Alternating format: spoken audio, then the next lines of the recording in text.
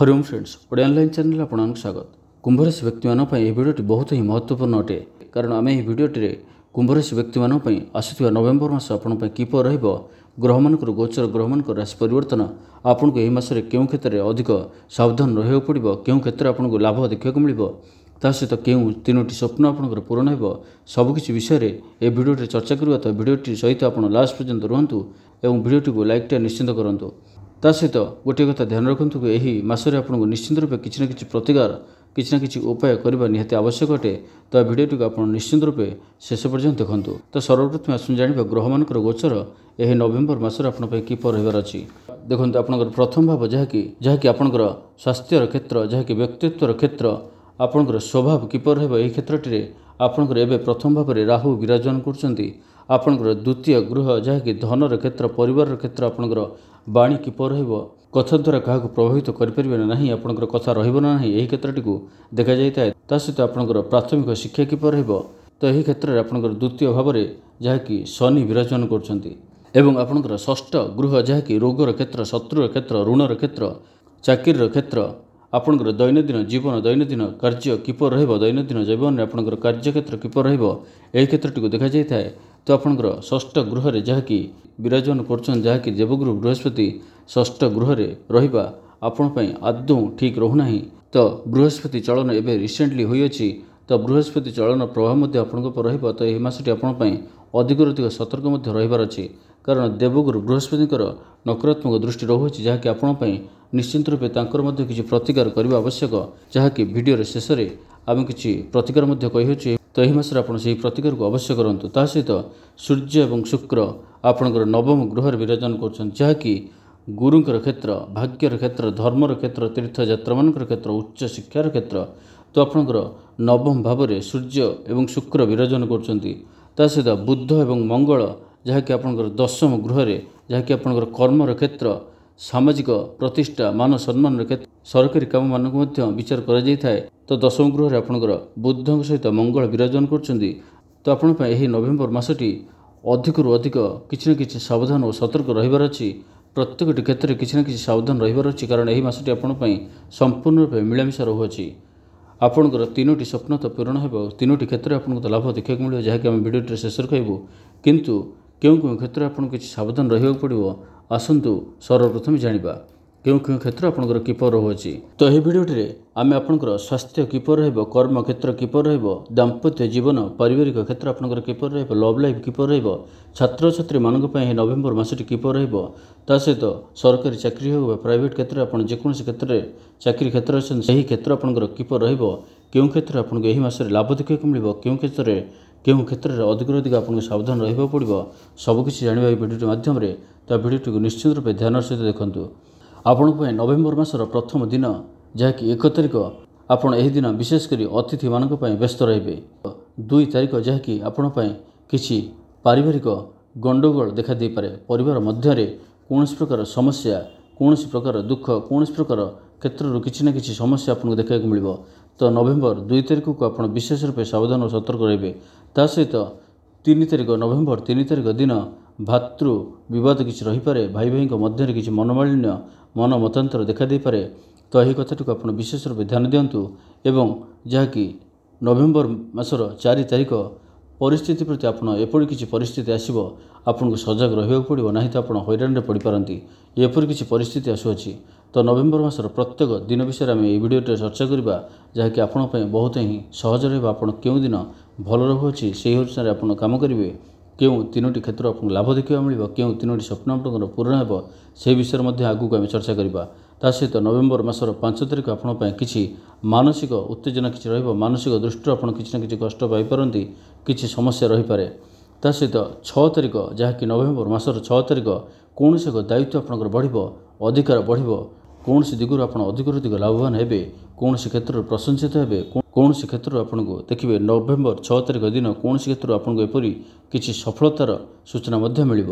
ता सहित 7 तारिख जहाँकि आप कौन यात्रा करपारती कौन छोट यात्रा हो बड़ यात्रा हो यही दिन कौन आप यात्रार आरंभ करपारती नवेम्बर 7 तारिख दिन एवं यात्रा आप आनंद पाइबे यात्रा जो मैंने किसी बिजनेस करने को चाहते से जदि 7 तारिख दिन को बासी था 7 तारिख दिन कौन ବିଜନେସ୍ର ଆଶା ନେଇ ଘରୁ ବାହାରିଥାନ୍ତି ଦେଖିବେ ଏମାନଙ୍କୁ ଅଧିକରୁ ଅଧିକ ଲାଭ ଦେଖିବାକୁ ମିଳିବ। କାରଣ 7 ତାରିଖ ପାଇଁ ଆପଣଙ୍କର ଯେକୌଣସି ଯାତ୍ରା ଆପଣ କରୁଛନ୍ତି ସେଥିରେ ଆପଣଙ୍କୁ ଅଧିକରୁ ଅଧିକ ଲାଭ ପ୍ରାପ୍ତ କରିବେ। ତା ସହିତ 8 ତାରିଖ ଦିନ ନଭେମ୍ବର ମାସର 8 ତାରିଖ ଆପଣ ପାଇଁ ଗୃହ ମଧ୍ୟରେ ଭାତୃ ବିବାଦ କିଛି ରହିପାରେ, ଯାହାକି ନଭେମ୍ବର ମାସର 3 ତାରିଖ ମଧ୍ୟ ଭାତୃ ବିବାଦ ରହୁଅଛି ଏବଂ ନଭେମ୍ବର ମାସର 8 ତାରିଖ ମଧ୍ୟ ଭାତୃ ବିବାଦ ରହୁଅଛି। ତା ସହିତ 9 ତାରିଖ ଯାହାକି ନଭେମ୍ବର ମାସର 9 ତାରିଖ ମନ ଆପଣଙ୍କର ଠିକ୍ ରହିବ ନାହିଁ, ମନ ଆପଣଙ୍କର ଅଳ୍ପ ଅସ୍ଥିର ରହିବ, କୌଣସି ବି ନିର୍ଣ୍ଣୟ ଠିକ୍ ସେ ନେଇପାରିବେ ନାହିଁ, କ'ଣ କରିବେ ନାହିଁ ଏପରି କିଛି ଦ୍ୱନ୍ଦ୍ୱରେ ଆପଣ ସଦାସର୍ବଦା ରହିବେ। ତା ସହିତ ନଭେମ୍ବର ମାସର 10 ତାରିଖ ଆପଣଙ୍କର ଅଯଥା ଖର୍ଚ୍ଚ ବଢ଼ିବ, କିଛି ନା କିଛି ଅଯଥା ଖର୍ଚ୍ଚରେ ଆପଣଙ୍କର ସମୟ କଟିବ, କିଛି ନା କିଛି ଅଯଥା ଖର୍ଚ୍ଚ ଆପଣ କରିବେ। ଇଚ୍ଛା ଥାଉ ବା ନଥାଉ କୌଣସି ସଡନ୍ ଖର୍ଚ୍ଚ ଆସିପାରେ, ଏପରି କିଛି ଖର୍ଚ୍ଚ ଆସିବେ ଯାହାର ଆପଣ ଚିନ୍ତା ବି କରିନଥିବେ, କିଛି ନା କିଛି ଅଯଥା ଖର୍ଚ୍ଚ ଆପଣଙ୍କର ହୋଇପାରେ। ତା ସହିତ 11 ତାରିଖ ନଭେମ୍ବର 11 ତାରିଖ ଯାହାକି ଆପଣଙ୍କ ପାଇଁ ପରିବାର ମଧ୍ୟରେ ମାହୋଲ ଆପଣଙ୍କର ବହୁତ ହିଁ ଭଲ ରହିବ, ଅନେକ ଖୁସିର ମୁହୂର୍ତ୍ତ ଆପଣ ବିତେଇବେ। କିଛି ଏପରି ସମୟ ଆସିବ, କିଛି ଏପରି ଖୁସିର ଖବର ଆସିବ ଯାହାକି ଆପଣଙ୍କର ଜୀବନରେ ଖୁସି ଭରିଦେବ, ଆପଣ ବହୁତ ଆନନ୍ଦିତ ମଧ୍ୟ ହେବେ। 12 ତାରିଖ ଯାହାକି ନଭେମ୍ବର ମାସର 12 ତାରିଖ ଏପରି କୌଣସି ଆପଣଙ୍କୁ ଦୀର୍ଘ ଦିନର ଇଚ୍ଛା, ଦୀର୍ଘ ଦିନର ସ୍ୱପ୍ନ ପୂରଣ ହେବ ଯାହାର ଆପଣ ବହୁତ ଦିନ ଧରି ପ୍ରୟାସ କରୁଥିଲେ। ଯଦି କୌଣସି ଆପଣଙ୍କର କାମ ବାକି ରହିଥିଲା, କୌଣସି ଅଧୁରା ସ୍ୱପ୍ନ ଆପଣଙ୍କର ରହିଥିଲା, କୌଣସି ଆପଣଙ୍କର ମନୋକାମନା ରହିଥିଲା, ସେସବୁ ପୂରଣ ହୋଇପାରେ। କିଛି କ୍ଷେତ୍ରରେ ଆପଣଙ୍କୁ ଲାଭରୁ ଲାଭ ଦେଖିବାକୁ ମିଳିବ। ଏବଂ ନଭେମ୍ବର 13 ତାରିଖ ଆସିଲା ବେଳକୁ ଆପଣଙ୍କୁ ଦେଖିବେ ଏହି ଦିନଠାରୁ ଆପଣଙ୍କର ଆର୍ଥିକ ସ୍ଥିତି ସୁଧରିବ, ଆର୍ଥିକ କ୍ଷେତ୍ରରେ ଆପଣ ଅଧିକରୁ ଅଧିକ ଲାଭ ପ୍ରାପ୍ତ କରିବେ। ଧନ ଆପଣଙ୍କର ଧନଜନିତ ସମସ୍ୟା ଯାହା ବି କିଛି ରହିଥିଲା ତାହା ସବୁ ଦୂର ହେବ, ଧନର କ୍ଷେତ୍ରଟି ମଜବୁତ ହେବାକୁ ଯାଉଅଛି। ତ ଏହି ଦିନଠାରୁ ଆପଣଙ୍କ ଜୀବନରେ ଅନେକ ଶୁଭ ପରିବର୍ତ୍ତନ ଆସିବାକୁ ଯାଉଛି, ବିଶେଷ କରି ଆର୍ଥିକ କ୍ଷେତ୍ରକୁ ନେଇକି। ଏବଂ ନଭେମ୍ବର 12 ତାରିଖ ଆପଣଙ୍କର ଅଯଥା ବ୍ୟୟଭାର ମଧ୍ୟ 12 ତାରିଖରେ ଅଧିକ ରହୁଅଛି। ଯେବେ ନଭେମ୍ବର 16 ତାରିଖ ଆସିଯିବ 16 ତାରିଖକୁ କିନ୍ତୁ ଯେବେ ନଭେମ୍ବର 16 ତାରିଖ ଆସିଯିବ, ନଭେମ୍ବର 16 ତାରିଖକୁ ସୂର୍ଯ୍ୟ ବିଛା ରାଶିକୁ ଗୋଚର କରୁଛନ୍ତି, ତା ସହିତ 23 ନଭେମ୍ବରକୁ ବୁଧ ତୁଳା ରାଶିକୁ ଗୋଚର କରୁଛନ୍ତି ଏବଂ 26 ନଭେମ୍ବରକୁ ଶୁକ୍ର ବିଛା ରାଶିକୁ ଗୋଚର କରୁଛନ୍ତି। ତ 16 ନଭେମ୍ବର ପରେ ଆପଣଙ୍କ ଜୀବନରେ ଏମିତି କିଛି ପରିବର୍ତ୍ତନ ଆସିବ, ଏମିତି କିଛି ସକାରାତ୍ମକ ପରିବର୍ତ୍ତନ ଆସିବ ଆପଣ ଯାହାକି ଚିନ୍ତା ବି କରିନଥିବେ। ଆକସ୍ମିକ ଧନପ୍ରାପ୍ତିର ଯୋଗ ବନିବ, କିଛି ସାହସିକ ପଦକ୍ଷେପ ନେବେ ଯାହାକି ଆପଣ ପୂର୍ବରୁ ଡରୁଥିବେ ଯେକୌଣସି ନିଷ୍ପତ୍ତି ନେବାକୁ, କିନ୍ତୁ ନଭେମ୍ବର 16 ତାରିଖ ପରେ ଆପଣ ପ୍ରତ୍ୟେକଟି କ୍ଷେତ୍ରରେ ସଫଳତା ପ୍ରାପ୍ତ କରିବେ।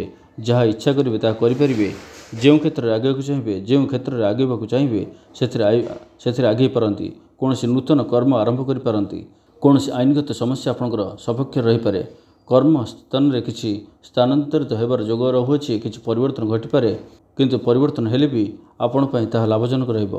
ଭାଇ ମଧ୍ୟରେ ବା ପରିବାର ମଧ୍ୟରେ ଯଦି କିଛି ସମସ୍ୟା ରହିଥିଲା ତ ନଭେମ୍ବର 16 ତାରିଖ ପରଠାରୁ ଦେଖିବେ ଦାମ୍ପତ୍ୟ ଜୀବନ ହେଉ, ପାରିବାରିକ ମାହୋଲ ହେଉ, ଯାହା ବି ହେଉ ନା କାହିଁ ପ୍ରତ୍ୟେକଟି ସମ୍ପର୍କରେ ଦୃଢ଼ତା ଆସିବ ଏବଂ ଯାହା ବି ମନୋମାଳିନ୍ୟ ରହିଥିଲା ତାହା ସବୁ ଦୂର ହେବ। ତା ସହିତ ନଭେମ୍ବର ମାସର ସମ୍ପୂର୍ଣ୍ଣ ମାସଟି ବିଶେଷ କରି ଆପଣ ଧ୍ୟାନ ରଖନ୍ତୁ 16 ତାରିଖ ପର୍ଯ୍ୟନ୍ତ ଦାମ୍ପତ୍ୟ ଜୀବନ ହେଉ, ଆପଣଙ୍କର କାର୍ଯ୍ୟକ୍ଷେତ୍ର ହେଉ, ସରକାରୀ ଚାକିରି କରିଥାନ୍ତୁ, ପ୍ରାଇଭେଟ୍ କ୍ଷେତ୍ର ଯେକୌଣସି କ୍ଷେତ୍ରରେ ରହିଥାନ୍ତୁ ନା କାହିଁକି ବିଶେଷ ରୂପେ ମଙ୍ଗଳଙ୍କର ସ୍ଥିତି ଆପଣଙ୍କ ପାଇଁ ଠିକ୍ ରହୁନାହିଁ। ତ କ୍ରୋଧ ଉପରେ ନିୟନ୍ତ୍ରଣ ରଖନ୍ତୁ, ଆପଣ କୌଣସି ବି କଳି ଝଗଡ଼ା ଏସବୁଥିରୁ ସମ୍ପୂର୍ଣ୍ଣ ରୂପେ ଦୂରେଇ ରୁହନ୍ତୁ। କାହା ସହିତ ବି ଅଧିକ ଯୁକ୍ତିତର୍କ ବାଦବିବାଦ କରନ୍ତୁ ନାହିଁ। ଆପଣଙ୍କର ସହକର୍ମୀମାନଙ୍କ ସହିତ ବିଶେଷ କରି ଆପଣ ସାବଧାନ ସତର୍କ ରୁହନ୍ତୁ।